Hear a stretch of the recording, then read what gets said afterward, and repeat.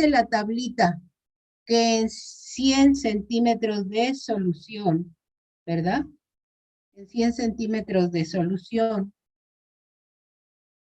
en 100 centímetros de solución, yo tengo el 40.4% de alcohol etílico, o sea, este es por ciento en peso y este es por ciento en volumen. Yo lo quiero en peso.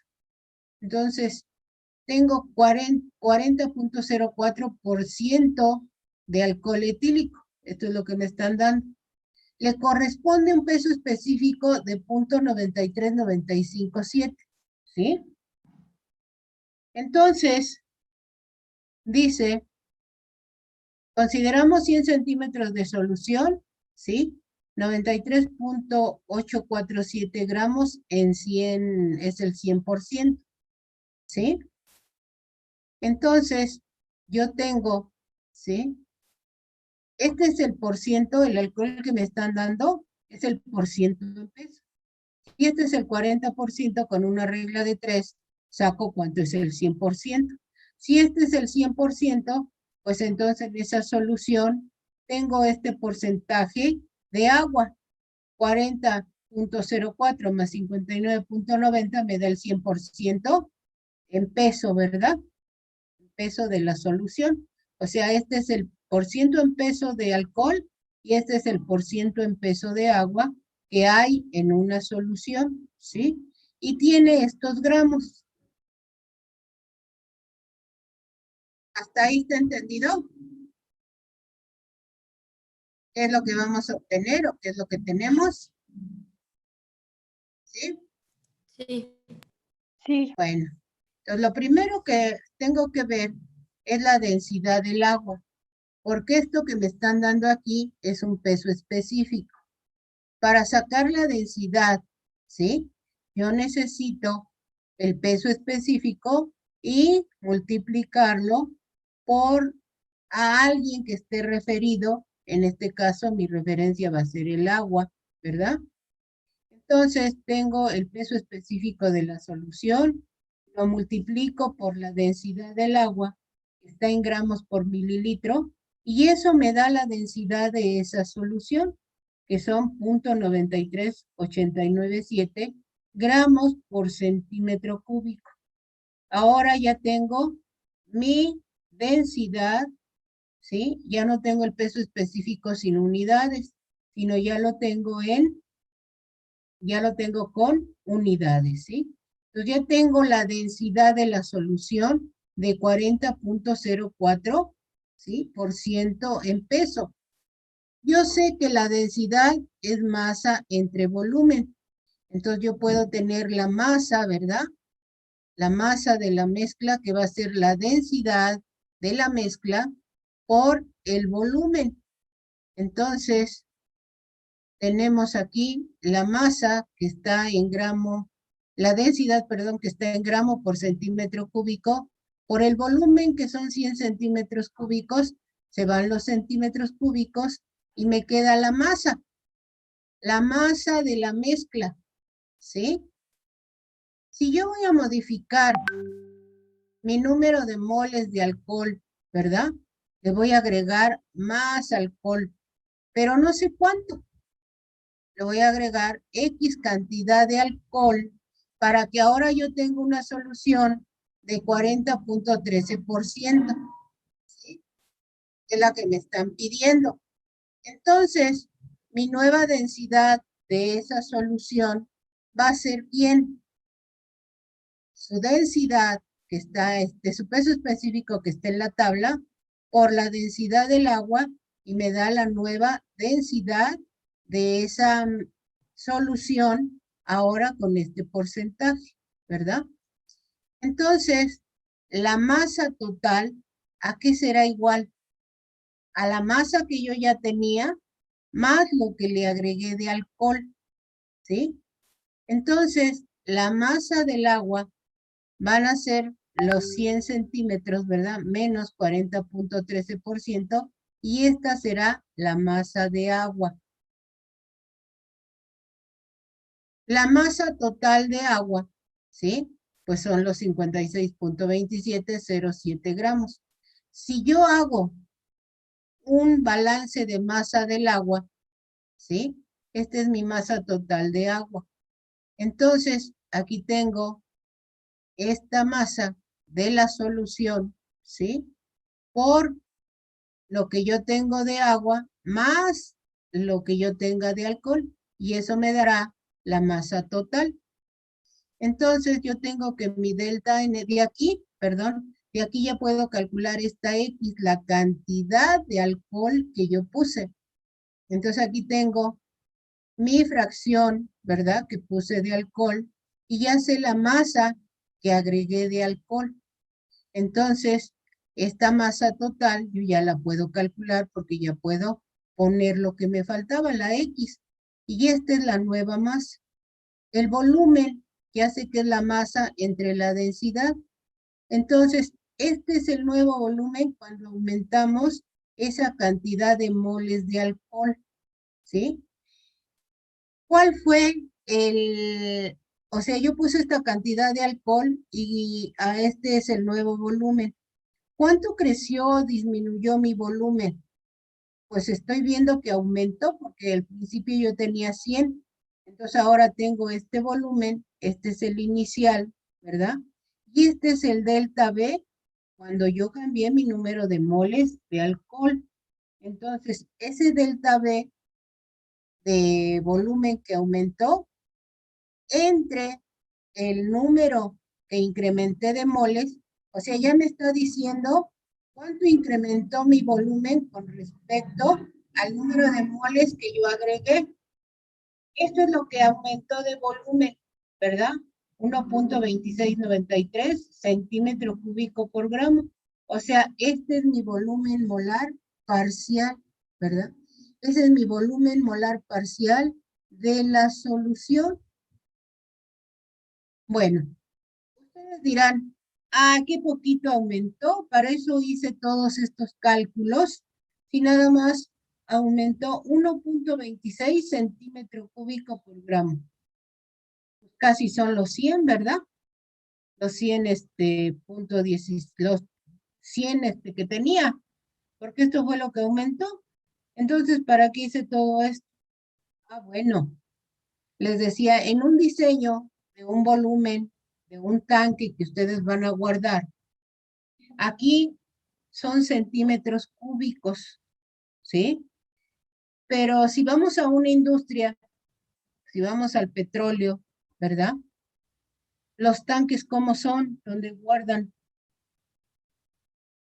¿Será un tanque de 10 litros? Pues no, ¿verdad? Es casi como una habitación o más grandes.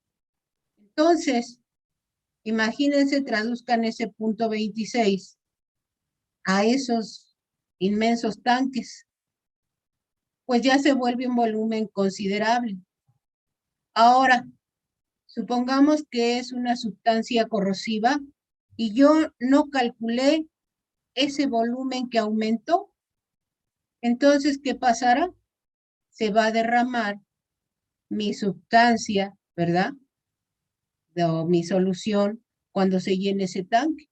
Y si es un material peligroso, corrosivo o venenoso, pues imagínense lo que puede ocurrir por no haber calculado esa diferencia de volumen.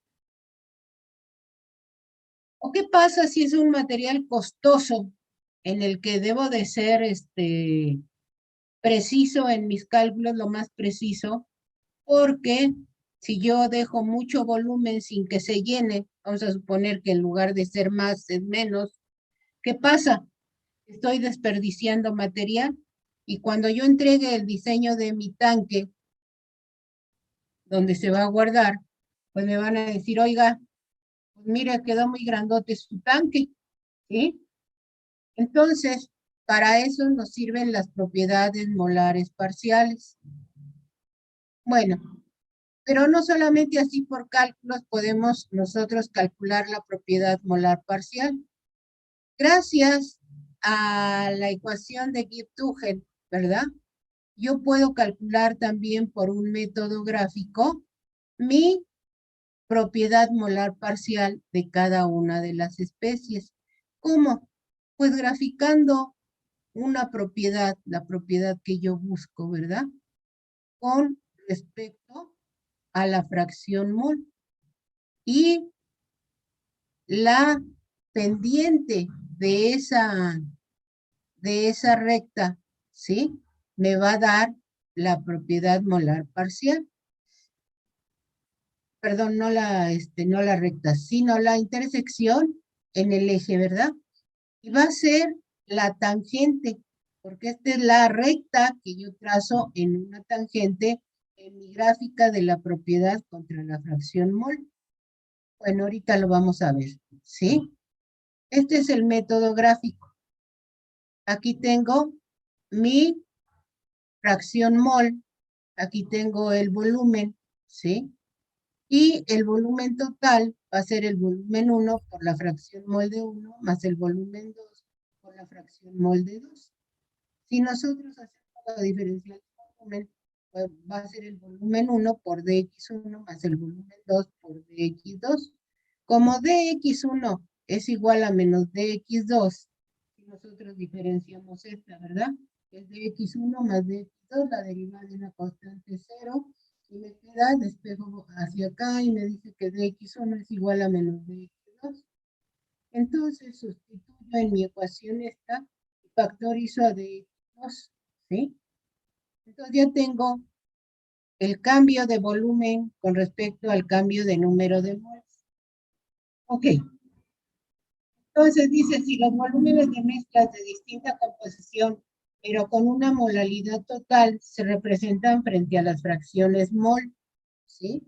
Entonces, miren, aquí tengo concentración contra fracción mol.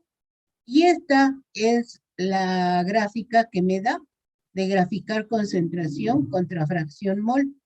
Si yo quiero saber el volumen molar parcial de cada especie, gracias a la ecuación de Gibbs-Duhem, ¿verdad?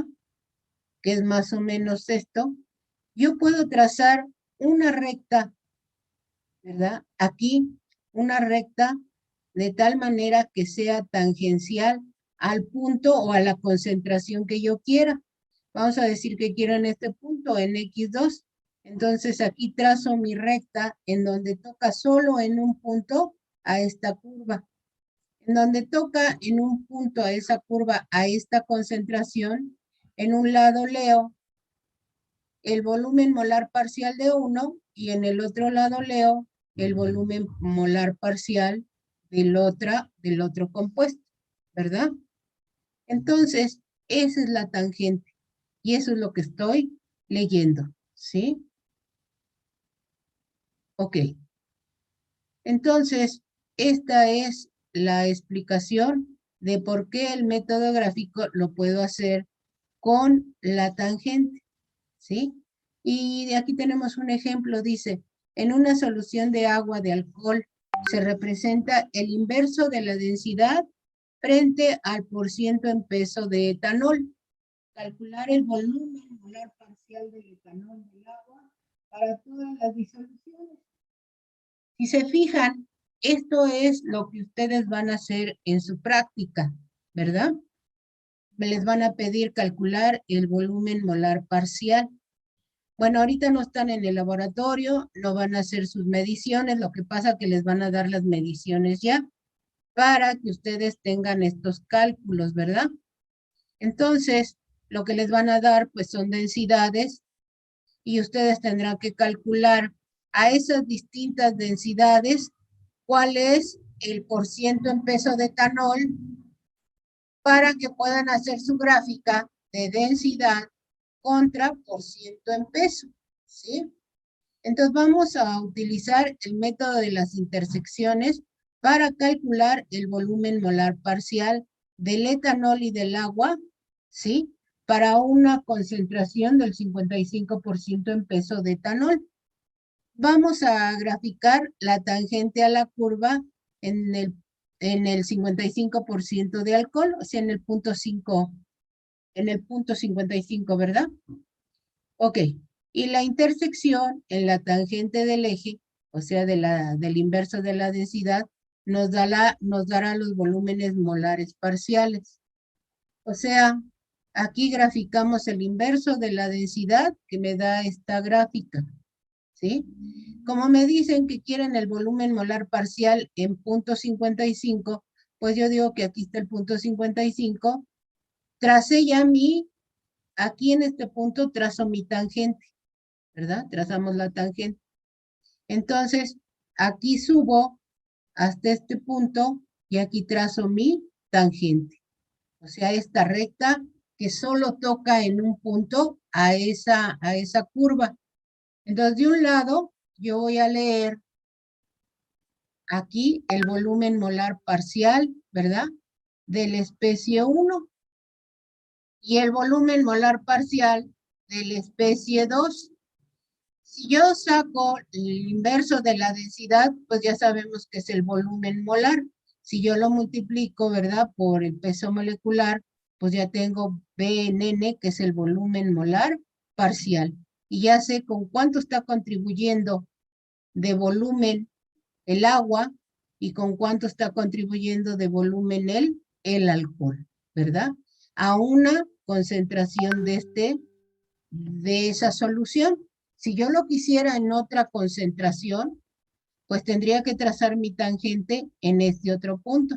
Trazar una tangente, ¿sí? Ahora en este punto, que solo toque en un punto a esta recta.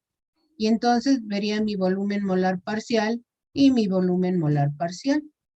¿Sí está claro? Sí, profesor. ¿Eh? Bueno, entonces tenemos tanto el método gráfico como el método analítico matemático, ¿verdad? Para sacar nuestra propiedad molar parcial. Vamos a ver, para que nos quede más claro. Esto decíamos que eran soluciones ideales. El delta G de una mezcla, de una solución, es igual a nRT por la sumatoria de la fracción mol de X1 por el logaritmo de X1. Y hacemos la suma de todos y eso me da el delta G de mezclado. El delta S de mezclado, dijimos que es NR por la fracción mol de 1 y así nos vamos con todos. El delta G de mezcla para una solución ideal dijimos que vale 0, ¿verdad?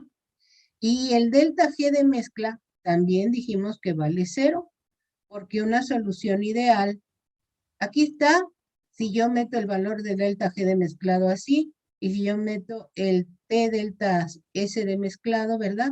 Pues obviamente esto se hace 0. Pero físicamente dijimos que una solución ideal no desprende ni absorbe calor.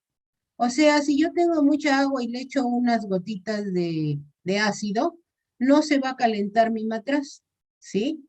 Pero si yo elevo la concentración de ácido, pues entonces sí se calienta mi matraz. Y dijimos que las soluciones ideales solo se comportan en soluciones muy diluidas, ¿verdad? En soluciones diluidas. Entonces, bueno, esto es lo que es para soluciones ideales. Pero ahora, en un sistema real, en un sistema multicomponente, ¿verdad? Mi delta B de mezclado no se va a hacer 0. ¿Por qué? Porque el delta B de mezclado es mi volumen inicial menos mi volumen final, perdón, mi volumen final menos mi volumen inicial, ¿sí? Y nosotros decíamos, si juntamos 50, bueno, aquí dice que son 100 y 100. Si yo junto 100 y 100, cuando yo los mezcle me va a dar 200. Entonces 100 más 100 son 200. Y acá son 200, 200 menos 200. El delta B de mezclado para una solución ideal, pues vale 0. Pero en una solución real no pasa eso. Yo tengo 100 mililitros de una sustancia más 100 mililitros de otra sustancia. Cuando yo los junto, no me dan los 200. Me puede dar menos o me puede dar más. ¿Por qué? Porque hay partículas que están interaccionando y que pueden hacer que el volumen se contraiga, porque a lo mejor hay muchas interacciones de qué? de atracción, pero a lo mejor no sucede eso, a lo mejor lo que hay son muchas interacciones de repulsión y eso va a hacer que mi volumen aumente, ¿sí? Entonces, cuando yo junto dos sustancias diferentes y las mezclo, el volumen puede ser más o puede ser menos. Entonces, mi delta va a ser el final, que es el de una solución, y el de una solución, ya vimos que el volumen de una solución. Profesora, se le está yendo. Se me está yendo la. Ok, ¿ya me escuchan bien? Ahí se escucha muy bien. Bueno, entonces, en una solución, el volumen final, vemos que no es el mismo, ¿verdad? Ya vimos que ¿por qué? Porque este va a contribuir con uno y este va a contribuir con otro volumen dentro de la solución. Y puede ser que sea para incrementar el volumen o sea para disminuirlo. Entonces, el volumen final en este delta B de mezcla para una solución real será el volumen final, que va a ser el de esta solución. El B final es el B de mezcla o el B de la solución, que va a ser la sumatoria de los volúmenes molares parciales de cada especie por su número de moles, ¿verdad? Y el delta B de mezclado, o sea, cuando ya mezclé, va a ser el volumen de la mezcla, que es el volumen final, menos el volumen de los componentes. En este caso, el volumen de los componentes es la especie 1 más la especie 2. Y vamos a ver que el volumen de los componentes es igual a el volumen molar de ese componente puro por su número de moles, ¿sí? Y entonces yo tengo que el delta B de mezclado para una solución real ya no es 0, ahora es ¿sí? Este volumen, ¿verdad? El volumen molar parcial de cada especie y el volumen de cada especie, pero sin mezclar, el volumen, ¿verdad? De la sustancia pura, o sea, antes de que yo la mezclara. ¿Sí queda entendido? A ver. Sí, sí. ¿Sí? Sí, profe. Ok. Entonces, esto me va a dar mi delta B de mezclado. O sea, cuánto volumen cambió cuando yo mezclé mis sustancias. ¿Sí? Así también tenemos los calores de mezclado.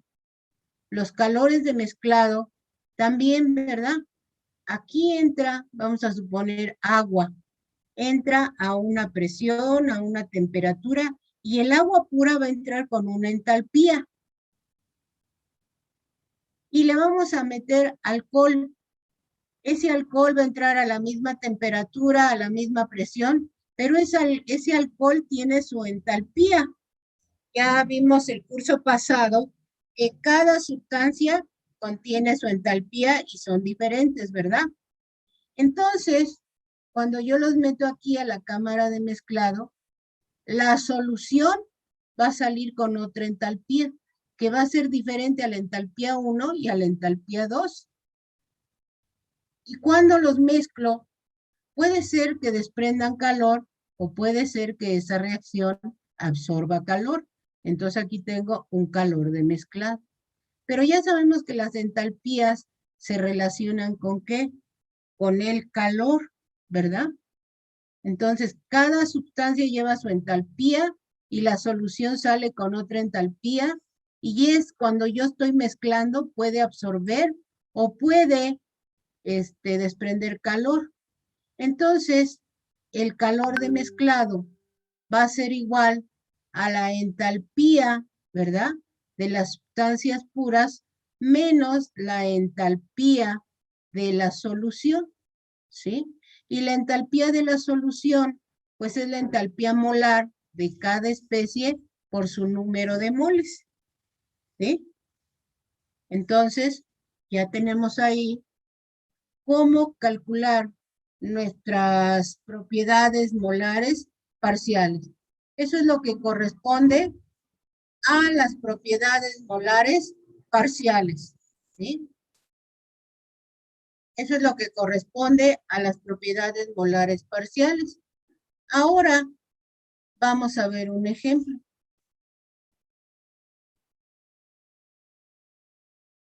Y comparto pantalla con ustedes.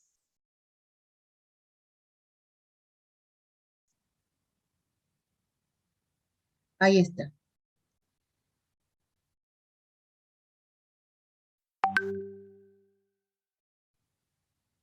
Entonces vamos a ver la aplicación de los sistemas multicomponentes. Y tenemos el siguiente problema. Dice, el volumen de una solución acuosa, ¿sí? Cloruro de sodio, a 25 grados centígrados, se midió en una serie de molalidades B y se encontró que el volumen se ajusta a esta expresión. O sea, este es mi volumen, ¿sí? Este es mi volumen que sigue esta ecuación. Dice, donde B está en centímetro cúbico, ¿verdad? El volumen molar en centímetro cúbico. Es el volumen de una solución formada a partir de 1 kilogramo de agua y la X es igual a B entre B, aquí tiene un B de cerito, ¿sí? Por 7. Calcular el volumen molar parcial de los componentes en una solución con una molalidad de 1%, de 0.1 mol por kilogramo. Entonces, nosotros sabemos que el volumen molar parcial, ¿verdad? En este caso de B, de la especie B, es el cambio del volumen con respecto al número de moles. Pero también lo puedo hacer con respecto a la fracción mol, ¿verdad? O a X. Entonces aquí me dice que X es igual a B, o sea, a la concentración, que va a ser 0.1, ¿sí? 0.1. Entonces, si ya me dan la ecuación del volumen, lo único que tengo que hacer es derivar esa especie con respecto a X, ¿verdad? Porque lo voy a derivar con respecto a la concentración, que en este caso es X. Bueno, pues ahí está mi ecuación, ¿sí? Hago la derivada y aquí está mi nueva ecuación. Esta nueva ecuación es la que le corresponde ya al volumen molar parcial de B. Entonces, si yo meto aquí ya la concentración, ¿verdad? Que me están dando, bueno, pues ya con mi ecuación y metiendo el valor de X, obtengo el volumen molar parcial de B, ¿sí? Si ya tengo el volumen molar parcial de B, pues ahora lo hago con A, ¿sí? Para la concentración de A, y entonces yo obtengo mi volumen molar parcial de A. Si yo sumo tanto el volumen molar parcial de A y de B, tengo el volumen total, pero aquí se trata al revés, de tener el volumen molar parcial de A, del volumen total de A, perdón. Ya tengo el volumen de total, ya tengo el volumen molar parcial de B, el número de moles de B y el número de moles de A. Entonces yo ya sé, o ya puedo sacar el volumen de A, ¿verdad? El volumen molar de A. Y aquí está, ¿sí? Entonces, como ven, pues son problemas sencillitos y ya me dan la ecuación. Si no me dan la ecuación, entonces, en este caso, ¿verdad? En este caso me están dando la masa y me dan la densidad de esa solución. Dice, las densidades de solución acuosa en sulfato de cobre 2 a 20 grados centígrados fueron medidos como se establece a continuación. Determine y grafique el volumen molar parcial del sulfato de cobre, ¿sí? En el rango de estas medidas. Entonces yo tengo ahí el sulfato de cobre, ¿sí? Que es la masa de cobre. Y los vamos a disolver en 100 gramos de solución. Entonces, yo voy a decir que el volumen parcial del sulfato es B, ¿sí? Y esta, ¿verdad? Es su volumen molar parcial. Entonces, yo tengo aquí la densidad, ¿sí? Que es la masa de A más la masa de B entre el volumen. Despejo el volumen, ¿sí? Y dice, una vez que determinas el volumen molar parcial por medio de la gráfica, ¿verdad? De volumen contra número de moles de B, cuando se mantiene constante Na. Entonces, vamos a poder calcular el número de moles a partir de la densidad. O sea, nos están dando la densidad y podemos calcular el número de moles, ¿sí? Entonces, ya nos dan en la tabla los datos de la masa de B cuando están disueltos en 100 gramos de solución. Podemos sacar nuestro peso de B y podemos sacar nuestro número de moles, ¿sí? Bueno, entonces yo saco mi número de moles, mi masa de B y puedo sacar mi porciento o mi número de moles o mi fracción mol, lo que yo quiera. Entonces ya aquí tengo densidad, tengo la masa de B, el número de moles de B, tengo el volumen y voy a determinar el volumen molar parcial. Entonces, miren, ya aquí está la gráfica de volumen, ¿sí? Contra número de moles de B. Esta ecuación la sacaron a partir de un polinomio, cuando dice el Excel, ajuste su gráfica, ¿verdad? Te dicen, ¿qué le quiere hacer a la gráfica? Darle ecuación, ajustarla a una línea recta. Si yo le digo ajustarla a un polinomio, pues me va a dar esto y me va a dar la ecuación de un polinomio, ¿sí? Entonces, bueno, así sacan la ecuación del polinomio. Ay, perdón. Así sacan la ecuación del polinomio. Y entonces ya tengo aquí mi ecuación. Ahora sí, no me dijeron que calcular el volumen molar parcial a ninguna concentración, pero si me hubieran dicho calcule el volumen molar parcial a la concentración de 1, pues entonces aquí tendría que trazar mi tangente, ¿verdad?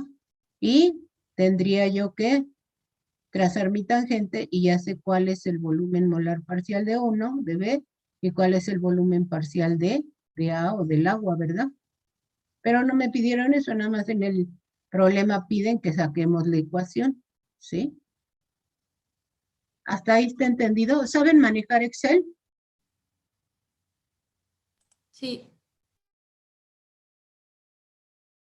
A ver, los demás no oigo qué me dicen. Sí, sí, profesora. Ah, qué bien. Bueno, entonces, bueno, pues les digo, esto lo hacemos en Excel y ya nos da la ecuación del polinomio. Aquí está para la entalpía. Para la entalpía también nos dan la ecuación, ¿verdad? ¿Sí? Y decimos que x1, x2 es 1 menos x1. Entonces, ¿sí? Aquí tengo x2, x2, x2 y x1. Esto lo voy a hacer para poner toda mi ecuación en términos de x1. Voy a sustituir x2, ¿sí? Por 1 menos x1, por 1 menos x1 y por 1 menos x1. Ah, no, este es x1. Nada más aquí le faltó el signo más, ¿sí? Lo sustituyo y todo me queda en términos de x1. Entonces yo ya voy a poder sumar, ¿verdad? Y esta es la ecuación que me queda. Hago la diferencial para saber cuál es la entalpía molar de 1. Y aquí está la ecuación ya derivada, que es la entalpía molar de 1, ¿verdad? Y de acuerdo a la ecuación de Gibbs-Duhem, ¿sí? Dice que esta es la ecuación que puedo ocupar para calcular la entalpía del compuesto 1, ¿sí? Que va a ser la entalpía más x2 por la derivada de esto. Bueno, pues entonces aquí ponemos esto, sustituimos, y entonces ya puedo calcular mi entalpía 1. Esta es mi expresión, ¿sí? Y esta es para la entalpía 2, ¿sí? Y entonces aquí está mi ecuación. Entonces dice el valor de la entalpía del componente 1 puro se obtuvo evaluando las expresiones de A y B, x1 igual a 1. Mientras que la del componente 2 puro se obtuvo con las expresiones de A y C cuando x1 es igual a 0. O sea, si no hay, ¿sí? Valor de X1, ¿sí? O vale 1, ¿sí? En este caso, pues entonces esta es la entalpía del compuesto 1 puro y esta es la entalpía del compuesto 2 puro, ¿sí? Y la expresión anterior es la de la entalpía molar parcial. Y yo puedo calcular la entalpía molar parcial de cada compuesto, ¿sí? Si yo sustituyo aquí la concentración. Y bueno, tampoco nos piden a ninguna concentración, ¿verdad? ¿Sí? Entonces, este es del compuesto puro, por eso dice cuando X1 es igual a 0, o sea, al infinito, ¿verdad? Cuando choca, cuando choca, cuando ya la solución está muy diluida o no tengo nada. Esta es la entalpía del compuesto 1 y esta es la entalpía del compuesto 2, ¿sí? Y así son los problemas de propiedades molares parciales. ¿Hay algún problema?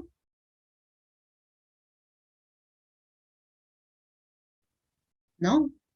Porque no sé si vayan a realizar esa práctica. Bueno, no realizar, más bien entregar el reporte de la práctica de volumen molar parcial en su laboratorio.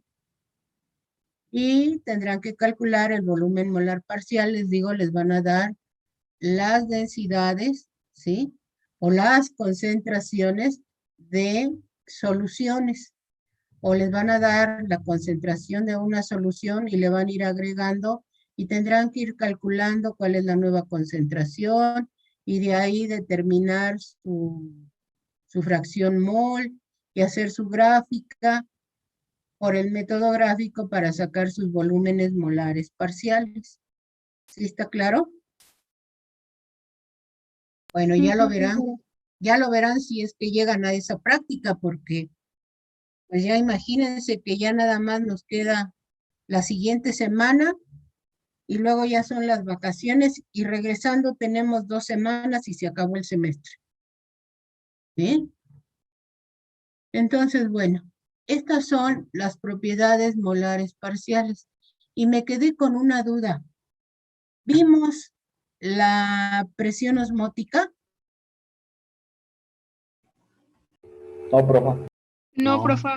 no, ¿Qué vimos de propiedades coligativas? Sí vimos el descenso, ¿no? Del punto de congelación, el aumento del punto de ebullición. ¿Eso sí lo vimos? Yo tengo hasta la constante crioscópica del solvente, del KF. Por eso es el aumento del punto de ebullición. Entonces, lo que nos quedó pendiente fue la presión osmótica, ¿verdad? Y la aplicación de las propiedades coligativas. ¿Sí? ¿O estoy mal? No sé si está bien. Sí. Bueno, entonces vamos a ver lo que nos quedó pendiente de propiedades coligativas. Porque no, yo no supe si la habíamos acabado de ver o no la habíamos acabado de ver. Entonces, ahí estas son las aplicaciones. Espérenme porque necesito acabar de ver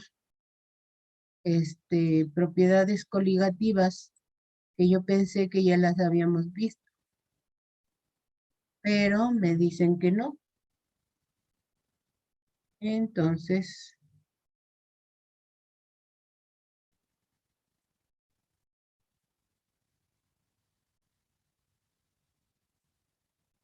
entonces,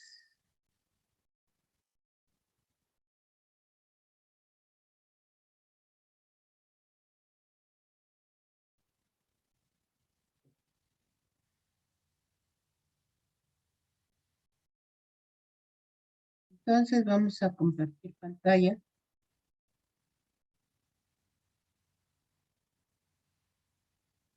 Vamos a compartir pantalla y vamos a ver la última propiedad coligativa que nos faltaba, ¿sí? ¿Ya la ven? Entonces ya habíamos visto el descenso del punto de, bueno, la disminución de la presión, la disminución de la temperatura de fusión y el aumento de la temperatura de ebullición. Y lo que nos faltaba era ver esto, la presión osmótica. Esta presión osmótica nos dice que si yo tengo una solución concentrada, ¿verdad? Y tengo poquitas partículas de esta solución acá, o esta es una solución de sal con azúcar y aquí tengo pura agua. ¿Para dónde creen que van a trasladarse mis partículas? Además tengo una membrana aquí que solo deja pasar a un tipo de partículas, ¿verdad? ¿Qué creen que ocurra? Van a pasar a donde hay menos partículas. Exacto, ¿verdad? Siempre los potenciales van de mayor a menor.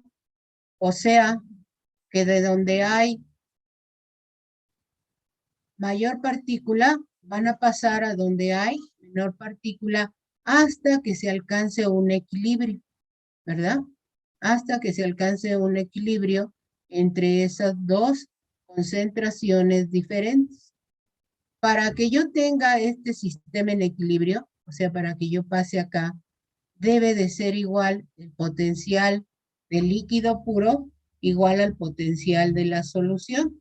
Y entonces eso me dirá que está en equilibrio. Si yo aquí le pusiera un tubo capilar, ¿sí?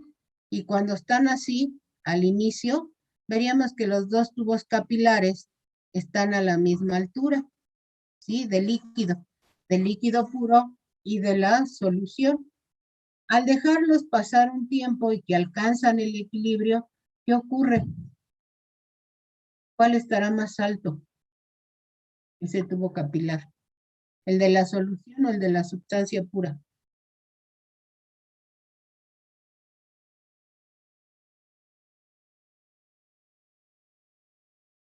Pues el de la sustancia pura, ¿no? Se va a elevar la altura en el tubo capilar porque la de mayor concentración pasó a la de menor concentración. ¿Sí? Entonces, como pasa este que tiene mayor concentración a este que tenía menor concentración. Profesora, otra vez no se le Pero se escucha. escucha alejada de su micrófono. Ah, bueno, les decía, si les pongo un tubo capilar y los dejo a que alcancen el equilibrio, al inicio estaban igual los dos tubos capilares, pero al pasar el tiempo, ¿qué ocurre? Como la de mayor concentración pasó a la de menor concentración, lo que pasa es que va a pasar líquido hacia acá, ¿verdad? Entonces, este tubo capilar va a aumentar su altura y este va a disminuir su altura, ¿sí?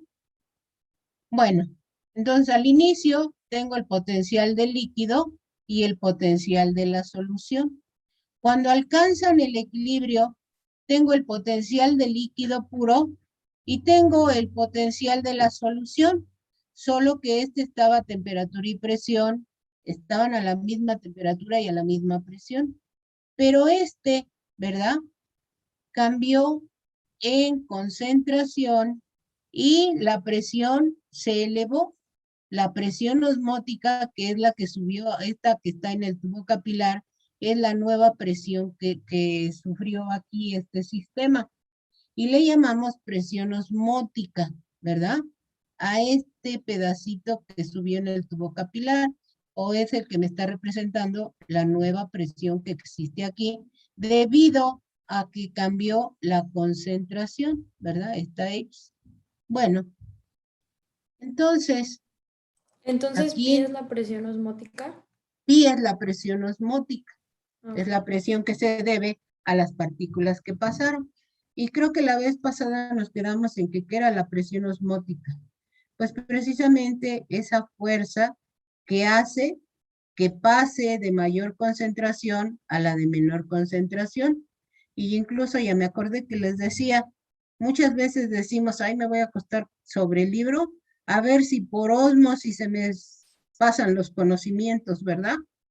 O sea, a partir de las membranas del libro y de la membrana de nuestra cabeza, a ver si esa mayor concentración de conocimientos pasa, ¿verdad?, a nuestro cerebro, que tiene una menor concentración de ese conocimiento.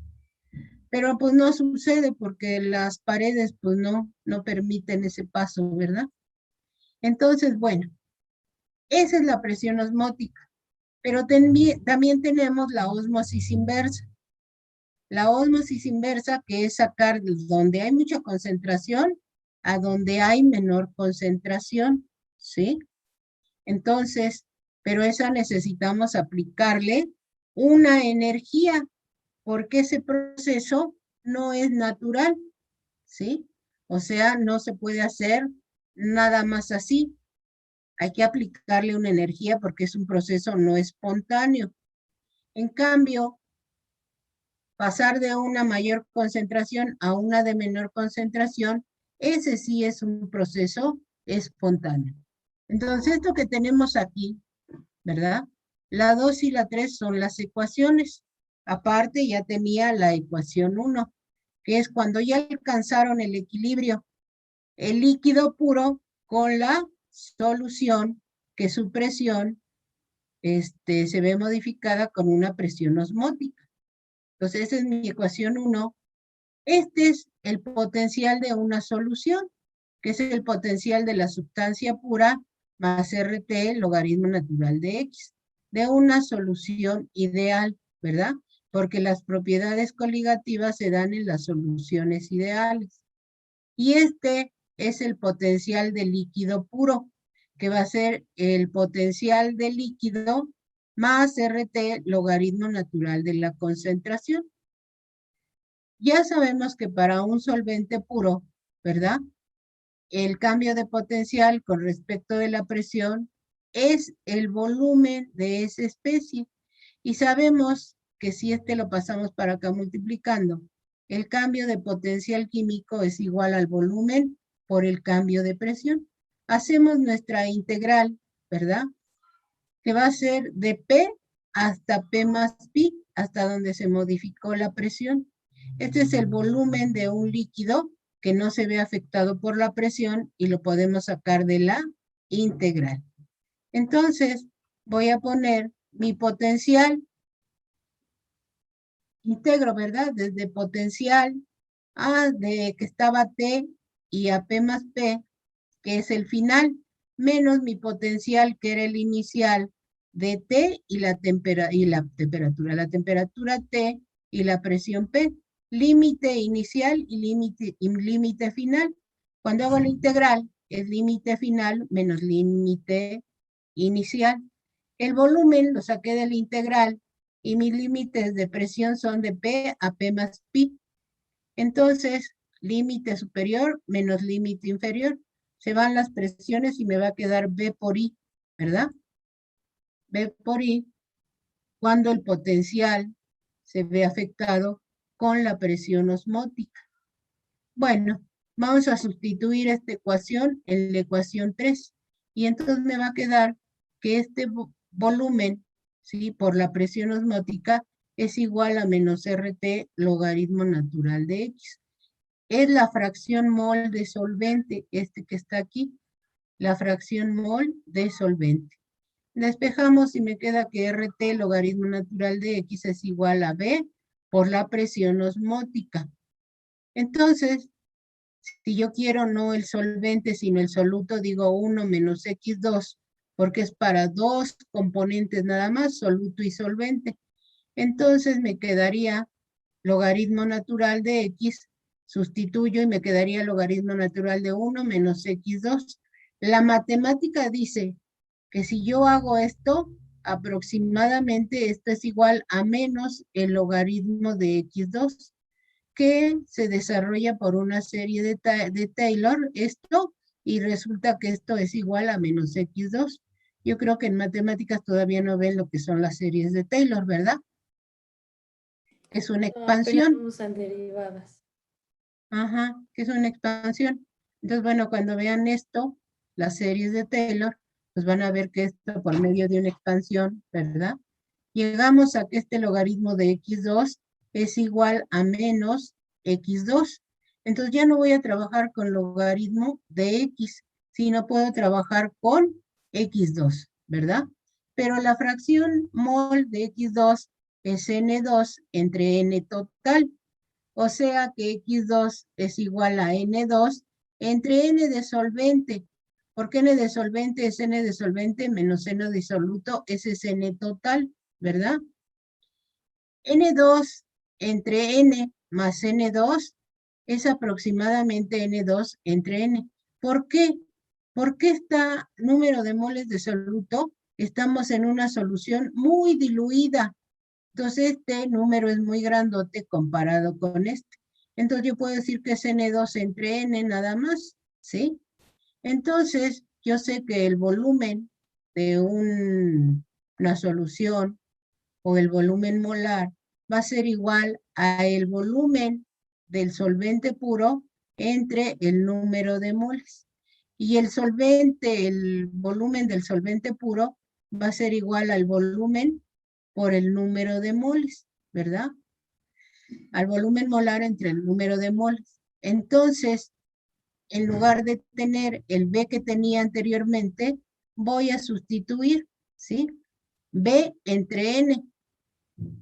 Y sustituyendo el B entre N y la X2, que yo sé que es el número de moles de 2, entre N de solvente, se van los números de solventes, el número de moles de solvente, y me va a quedar NRT por el número de moles de soluto entre el volumen del solvente puro por pi, pero N entre B del solvente es la concentración. Entonces, en lugar de tener N2 entre B, me va a quedar concentración. Y entonces sustituye la concentración. Y aquí tengo la ecuación para la presión osmótica. Pi igual a la concentración por RT. O sea, la presión osmótica es igual a la concentración de la solución, a la temperatura que tengo la solución, por la constante de los gases ideales. ¿Sí? Y esa es mi presión osmótica. Esa era la última, la última propiedad coligativa que nos faltaba ver. Pero nos falta ver también, ¿sí? Las aplicaciones de las propiedades coligativas. Que esas son muy facilitas. Es un tema muy facilito, ¿sí? Es uno de los temas facilitos de este programa. Entonces, vamos a ver las aplicaciones. Ahí tengo aplicaciones de las propiedades coligativas. Y dice el problema, a 40 grados centígrados la presión de vapor del heptano puro, que es 92.20 torricelis, y la presión de vapor del octano puro es 31.0 torricelis. Considere una disolución que contiene 1 mol de heptano y 4 moles de octano. Calcule la presión de vapor de cada componente y la presión de vapor total sobre la disolución. Entonces tenemos la solución del problema. Primero, calculamos la fracción mol de cada componente en la disolución líquida. Después vamos a aplicar la ley de Raoult a cada uno de los componentes volátiles. La presión de vapor total nos dará la suma de las presiones de vapor de los componentes, ¿sí? Pues vamos a calcular la fracción mol de A, ¿sí? Que es la del heptano. Y son 100 moles de heptano, ¿sí? Entre los 100 moles de heptano más 4 moles de octano. Ya tengo la fracción mol de 2 y la fracción mol de B, que es la del octano. Si ya tengo la del heptano, pues la del heptano es 1 menos la fracción mol del heptano. Ya tengo aquí la fracción mol del octano. O sea, la suma de los dos me debe dar 1, ¿verdad? 0.8 más 0.2, la suma de las fracciones mol me da 1. Bueno, aplicamos la ley de Raúl. Dice la ley de Raúl que la presión es igual a la fracción mol por la presión del vapor puro. Entonces ya aquí ya tengo la presión del heptano. Y la del octano es la fracción mol del octano por la presión del octano puro. Y ya tengo aquí la presión del octano, ¿verdad? Son las presiones parciales de cada componente, de cada vapor. Entonces la presión del heptano más del octano me da la presión total. Y ya tengo la presión total. Eso era lo que tenía que hacer. Ahora, yo tengo las fracciones mol. Yo puedo darle valor a las fracciones mol, ¿verdad? De 0, 1, 2, 4, 6, 8 y 1. Si este vale 0, este vale 1. Si este vale 0.2, este vale 0.8. Si este vale 0.4, este vale 0.6. ¿Sí está claro? ¿Sí? Sí, profesora. Ahora, cuando x1 es 0, x2 es 1. Si la fracción mol es 1, eso me dice que esta especie que está pura, no hay solución todavía. Entonces, la presión de vapor es su presión de ese componente puro, que es 31, ¿verdad? Torricellis. En el otro extremo, ahora este vale 0 y este vale 1. Quiere decir que tengo este compuesto puro, ¿sí? Solito. Entonces, su presión es esta, ¿verdad? La del componente puro. Ya tengo la de cada uno de los componentes puros. Si yo les aplico la ley de Raúl, ¿verdad? A cada compuesto, dejo esta presión, ¿sí? Que es la del heptano, y solo voy a ir variando desde que vale 1, 0.8, 0.6, y 0, ¿verdad? 0.4, 0.2 y 0. Y igual aquí. Y esto es lo que me va dando para llenar esta tablita. 0.2, ¿sí? 0.2 por la presión de vapor del componente puro. Esta es la presión parcial. Y esta es la otra presión parcial cuando tengo esa composición. Y así voy llenando mi tablita.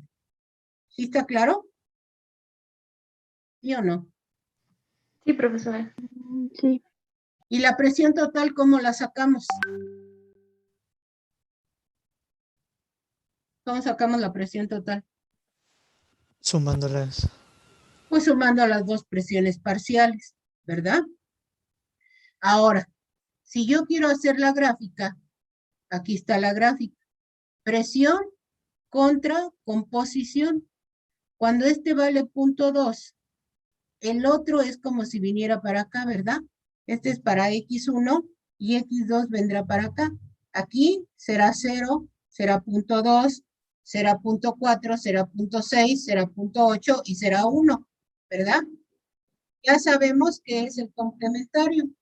Entonces, yo puedo graficar la presión 1, ¿verdad? Y la presión del componente 2. Y esta es la presión total. ¿Sí está claro? Entonces ya podemos hacer una gráfica de presiones parciales con la fracción mol, o sea, la ley de Raúl, para un compuesto y para otro compuesto, que nos dicen que es una línea recta. Y puedo tener la presión total de esos dos componentes. ¿Sí? Entonces, bueno.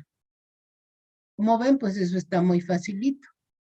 Luego dice, una muestra de 120 gramos de un compuesto covalente desconocido se disuelve en 50 gramos de benceno. ¿Sí? La disolución se congela, o sea, la temperatura de congelación es de 4.92 grados centígrados. Calcule la masa molar del compuesto, o sea, su peso molecular, ¿verdad? Vamos a calcular el peso molecular, que no conocemos porque dice que es una sustancia, ¿sí? Entonces, hallamos el número de moles, ¿verdad? De esa sustancia, ¿sí? Del compuesto desconocido y lo podemos, si ya tenemos el número de moles, si tenemos la masa que nos dan, pues podemos conocer su peso molecular. Entonces me dicen que estos 120 gramos de un compuesto que se desconoce, la disolución se congela a 4.92, ¿verdad? A 4.92 grados centígrados. Bueno, el punto de congelación del benceno lo podemos consultar en un libro o en donde vengan, o preguntarlo, ¿verdad? En internet, ¿cuál es el punto de congelación del benceno a la presión de una atmósfera? Resulta que si vemos ese dato, es de 5.48 grados centígrados, cuando está solo el benceno. Pero cuando le agregamos una sustancia, ya sabemos que disminuye su temperatura de congelación. Entonces me dicen que esta es la nueva temperatura de congelación y yo puedo sacar mi teta F, ¿verdad? Mi disminución de la temperatura de fusión, que va a ser de 0.56 grados centígrados. La del puro menos la de la solución. Entonces, la masa, ¿verdad? O el peso molecular, pues va a ser, perdón, esta es la molalidad. Ya sabemos que teta F es igual a KF por la molalidad. Entonces yo puedo sacar la molalidad, ¿sí? Que va a ser 0.11 molal. Y entonces, si ya tengo la molalidad, el peso molecular va a ser igual a los gramos de soluto por la masa, ¿verdad? De la solución por kilogramo de solvente. Entonces, hacemos nuestras conversiones, estos T en gramos o estos T en kilogramos, ¿sí? Pero me conviene más en gramos porque el peso molecular se da en gramos por mol. Y ya tengo aquí entonces mi peso molecular de esa sustancia, ¿sí? Como ven, pues está bastante facilito. Este es otro, ¿sí? Este es otro parecido. Y también tengo que calcular la molalidad. Pero aquí la molalidad la calculamos, ¿sí? Y la molalidad ya sabemos que son gramos de soluto entre kilogramos de solvente. Y con eso sacamos nuestro peso molecular. Este es en gramos por mol. Dice, determine la fórmula empírica del resultado que debe de tener, que es 5H7 nitrógeno. La masa de la fórmula empírica me da 82. Ah, bueno, pues entonces tengo que jugar con ese 82, ¿verdad? Y dice que la masa exactamente 2 veces es este valor, ¿sí? 162, ahí la U se me va que es, pero es en peso molecular, ¿sí? Luego les digo qué es porque ya se me fue. La molecular es C5H7N, es decir, C10H14N2. Pues no la calculamos exactamente, ¿verdad? No la calculamos exactamente por este método.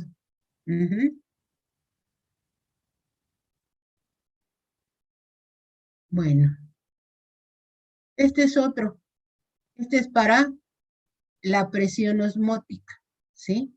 Entonces dice que es una muestra de 50 mililitros de una solución acuosa que tiene 1.8 gramos de una proteína del plasma sanguíneo, 0 albúmina humana. La disolución contiene una solución osmótica de 5.85 milímetros de mercurio a 298 grados Kelvin. ¿Cuál es la masa molar de la albúmina, o sea, el peso molecular? Entonces aquí calculo primero la presión osmótica, ¿sí? Que es hay que pasarla, perdón, atmósferas, la tengo en milímetros de mercurio, y yo sé que una atmósfera equivale a 760 milímetros de mercurio. se van los mercurios y me queda en atmósferas, ¿sí? Ahora, de la presión osmótica, ¿verdad?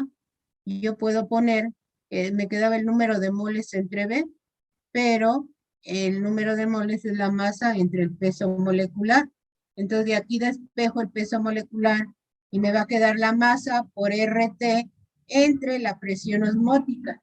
Como ya calculé la presión osmótica, la sustituyo. Tengo el volumen, que son los 50. Tengo la temperatura, 298. La R de los gases ideales. Y ya pasé mi presión osmótica a atmósferas, ¿sí? Entonces ya nada más se sustituyen los datos y ya tengo mi peso molecular, que son gramos por mol, ¿sí? Como ven, pues estos problemas no están difíciles, son bastante sencillitos, ¿verdad? Y entonces, bueno, ok. Lo que pasa que cuando hacemos un examen, juntamos soluciones ideales y soluciones reales. Y las reales es ahí donde, pues no están tan difíciles, nomás es entenderle y ya, ¿sí? Ok, pues con esto vimos esta parte de que nos faltaba, ¿verdad? Que nos faltaba de ver de propiedades coligativas. Entonces ya vimos las propiedades coligativas. Empezamos a ver apenas lo que son las soluciones reales, pero ya empezamos con lo que son las propiedades molares parciales, que nos dicen que cada sustancia está contribuyendo con su propiedad a toda la solución que yo tengo ahí. Y también nos dicen estas propiedades molares parciales que no siempre es la suma de uno más otro de los componentes puros, sino cuando ya los mezclamos, cada uno contribuye con una parte a dar la propiedad total de mi solución. Entonces, bueno, con esto le dejamos hasta ahí. Y entonces el próximo jueves vemos las condiciones y vemos si hacemos examen o lo hacemos el martes. ¿Sí? Ok, profesora. Oiga, una pregunta. A ver, dígame. Entonces, si este jueves usted lo reconsidera y no hacemos examen, entonces la serie también la podíamos entregar el día martes. Pues sí, Pues ¿no? ya Para ya. veremos. Bueno, sí. Ok. Sí, ya veremos. Bueno, ok. Entonces nos vemos el jueves. Es que como la entrega es mañana, por eso yo creo que se le hizo esa pregunta. Sí, por eso Ah, ok. preguntaba. Bueno, mañana. Es que está programada para mañana, pero se le Mañana. preguntó si se puede entregar a lo mejor el martes. Si nos Bueno, hace el examen el martes, pues ya entregar también nuestra serie de ¿qué es lo físico? El equilibrio físico, ¿cómo ve? bueno, sí. El próximo martes me pueden entregar su serie. ¿Ok? Muchas gracias, profesora. Bonita tarde, bye. Ok, hasta luego. Hasta luego. Hasta Hasta luego, luego. maestra. Hasta luego. Buena tarde. Hasta Hasta luego. luego, maestra. Hasta luego. Muchas gracias.